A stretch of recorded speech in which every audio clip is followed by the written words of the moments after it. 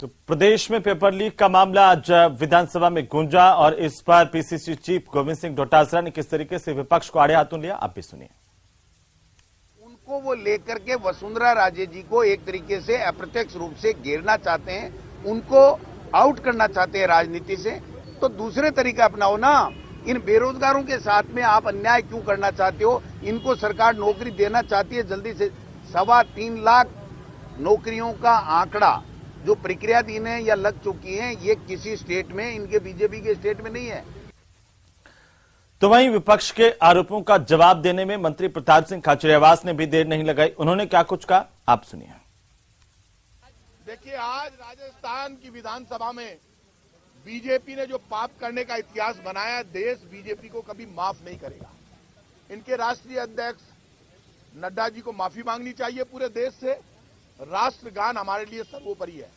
लोकसभा और विधानसभा में जब भी राष्ट्रगान होता है तो कभी भी उसके बीच में नारे नहीं लगाए जाते। राष्ट्रगान जब शुरू होता है सब खड़े हो जाते हैं। बीजेपी के लोग राष्ट्रगान के दौरान नारे लगा रहे थे और ऐसा कौन सा मुद्दा उठा रहे थे?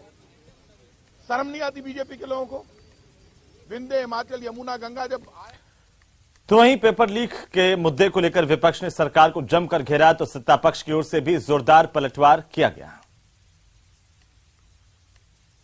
सम्माननीय गुलाब चंद जी कटारिया ने महामहिम राज्यपाल के अभिभाषण के समय रखी और उन्होंने कहा कि राजस्थान की जनता इस बात को लेकर परेशान है, दुखी है, परेशान है कि राजस्थान के अंदर हर परीक्षा का पेपर लीक हो रहा है। लाखों परिवारों का भविष्य अंधकार में करने वाली सरकार और इस मांग को लेकर नेता प्रतिपक्ष के बोलने के बाद महामहिम राज्यपाल के अभिभाषण के बीच में बीजेपी के तमाम विधायक वेल में आके पुरजोर शब्दों के अंदर सरकार का विरोध दर्ज किया और हमने मांग की कि राजस्थान के अंदर जो पेपर लीक के मछलियां पकड़ने का काम सरकार ने की है, लेकिन मगरमच्छ कब पकड़ेंगे? दुर्भाग्य इस बात का है कि जैसा हनुमान जी आरोप लगा रहे हैं कि भारतीय जनता पार्टी और कांग्रेस की मिलीजुली का जो खेल आज सदन में भी देखने को मिला।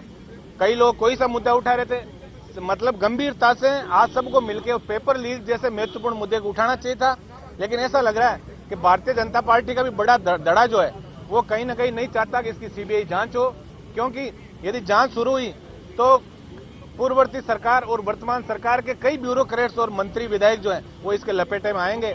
जहाँ तक पेपर लीक का सवाल है वो तो मुलजिम गिरफ्तार हो चुके हैं और बाकी जो है आज तक बाकी की भी इंक्वायरी चल रही है। लेकिन आज तक जो दूसरी स्टेटों में जो भारतीय जनता पार्टी के राज्य है जहाँ पर पेपर लीक हुए वहाँ तो मुलजिम ही नहीं पकड़े गए, आज तक जांच ही नहीं हुई। राजस्थान ने तो तीव्र गति से काम किया है। और बीजेपी जो मुद्दे अंदर लेकर आई है पेपर लीक के मामले में, जितना चिल्ला कर बात कर रही है, जब बीजेपी की राजस्थान में सरकार थी और वसुंधरा जी मुख्यमंत्री थी तब पेपर लीक हुए, तब इन्होंने कोई कार्रवाई नहीं की। कांग्रेस की सरकार वो सरकार है जो एक्ट लेकर आए, हम कानूनी कार्रवाई की और सारे पेपर लीक वालों को हम पकड़ रहे हैं, चाहे मुख्यमंत्री हो, चाहे कांग्रेस सरकार का कोई मंत्री हो, एमएलए हो, कार्यकर्ता हो, सब हमारी आत्मा रोती है। सख्त से सख्त कानून राजस्थान में बना है। तो पेपर लीक तो हाईकोर्ट के एग्जाम में भी हो रहे हैं, हर स्टेट में हो रहे हैं, बीजेपी के राज्य में भी हो रहे हैं। बीजेपी ये चाहती है कि कांग्रेस सरकार की जो योजनाएं, जो गांव, गरीब, खेत खलियान, मां, बहन, बेटी को सम्मान देती है, हमारी योजनाओं का मुकाबला ही नहीं कर सकती।